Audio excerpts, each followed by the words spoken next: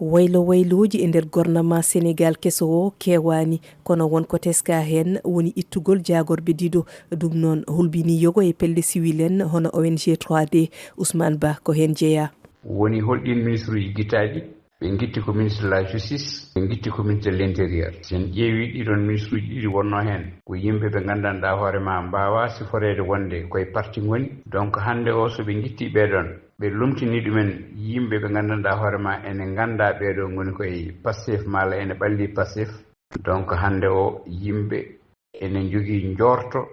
wonko ɓe jiiɗi yarude hen kulhuli mabbe kanko e lundibe kewbe woni laamu ngu hutoro sariya ngam yande e dow lundibe mum kono dum wona yande Assane Ba jeyaado e landa PDS mo Maître Abdoulaye Wade haybe wonnobe hooreje dino ministère ibinamane kono wodi hen mana tan ko Sénégal naabe kam be cukli état de droit démocratie ko justice ɗum noon kala bawɗon waɗede si yani état de droit tan yani justice tan hino wawi han tan liddi ndi yahra yeeso kono Sénégal ɗo tolni joni woni haajuji mumen fof ko chômage o usto ko crise financiére o mbo réglo ko inondation ngaji ɗi gasa ko yimɓe daña jaam ɓe mbaɗa fofto. Ousmane Diagne jagodo halfinado Saria lumti ɗum ko Yassine Fall debbo halfinado jokkodiral e leyde janane général Jean-Baptiste Tine joginoɗo gueɗe nder leydi ndi kañum ko goto e awkaji Ousmane Sonko lumtimo. Fadima Sy, Dakar, RFI.